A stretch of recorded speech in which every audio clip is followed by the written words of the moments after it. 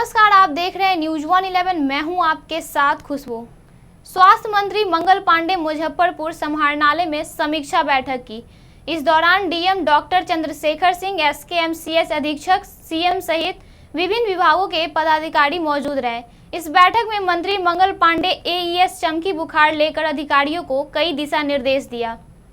साथ ही स्वास्थ्य संबंधी कार्यों में गति लाने की बात कही। स्वास्थ्य मंत्री मंगल पांडे ने पत्रकारों से बातचीत में कहा कि मुझे बहुत खुशी है कि स्वास्थ्य विभाग मुजफ्फरपुर में बहुत अच्छी तरह से चमकी बुखार के संदर्भ में तैयारी की और कोरोना बीमारी के समय जिस प्रकार से मुजफ्फरपुर के अंदर स्वास्थ्य व्यवस्था को ठीक रखा गया, चाहे वो मरीज को खोजने के मामले में हो, चाहे वो इलाज के लिए हो। तो आइए सुनते हैं क्या कुछ विशेष कहा मंगल पांडे ने। व्यवस्थाओं की समीक्षा हमने की है और मुझे बहुत प्रसन्नता है कि स्वास्थ्य विभाग मुजफ्फरपुर ने बहुत अच्छे तरीके से चमकी बुखार के संदर्भ में तैयारी की। और इस वर्ष जो चमकी बुखार का मौसम अभी चल रहा है, इस सीजन में जो हमारे अस्पतालों की व्यवस्था बनी है और कोरोना बीमारी के समय में जिस प्रकार से मुजफ्फरपुर के अंदर स्वास्थ्य व्यवस्थाओं को ठीक रखा गया है, चाहे वह मरीज को खोजने के मामले में हो, मरीज के जांच के मामले में हो, इलाज के मामले में हो या ट्रैकिंग के मामले में, बहुत बेहतर व्यवस्था किया है स्वास्थ्य विभाग ने। मैं इसके लिए यहाँ के जिलाधिकारी को विशेष तौर पे धन्यवाद देना चाहता हूं। जिलाधिकारी महोदय के नेतृत्व में, उनके देखरेख में हमारे सिविल सर्जन, मेडिकल कॉलेज के प्रिंसिपल, सुपरिटेंडेंट, सभी लोगों ने बहुत बेहतर तरीके से परिश्रम और मेहनत किया है।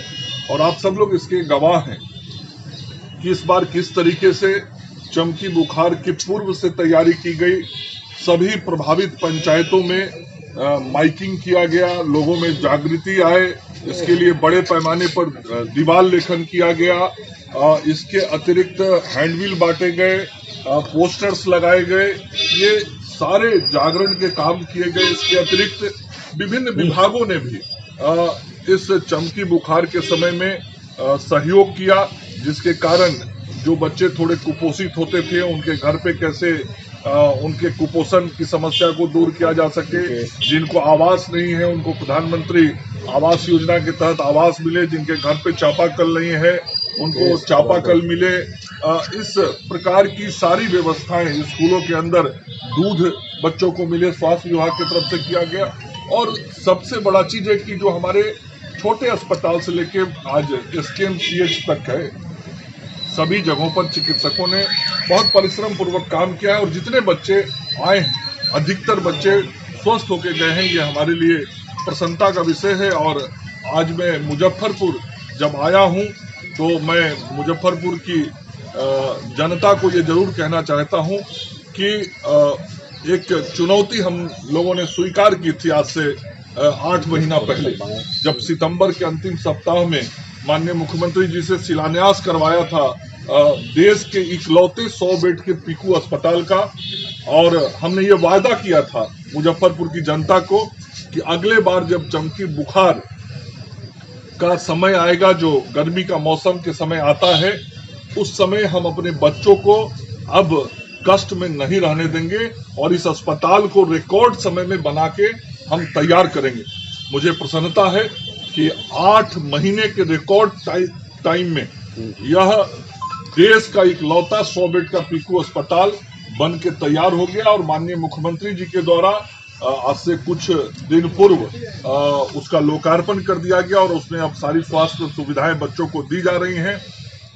जहां पिछले साल केवल 14 बेड था उस एसकेएमसीएच के अंदर, आज वहां पे 228 बेड है। ये इतना बेड जो बढ़ा, 100 बेड पीकू अस्पताल का, 60 बेड और अतिरिक्त इंसेफेलाइटिस वार्ड बना है वहीं पुराने बिल्डिंग में। उसके अतिरिक्त पिछले ही साल जो 14 बेड का वार्ड था, उसको बढ़ा के हम लोग 68 बेड किए थे। तो जनहित में हम सब लोग लगातार काम कर रहे हैं। जनता के स्वास्थ्य की सेवा के लिए हम सब समर्पित हैं, गरीबों की सेवा के लिए समर्पित हैं। और आज मैंने यहाँ विभाग की समीक्षा भी की है और अभी SKMCH जाके उस नए बने हुए देश के इकलौते पीकू अस्पताल को भी देखूंगा। तो अभी तक हमारे चैनल को आपने सब्सक्राइब नहीं किया है तो सब्सक्राइब करें, बेल आइकन दबाएं और ज़्यादा अपडेट्स के लिए जुड़े रहिए News 111 के साथ। नमस्कार।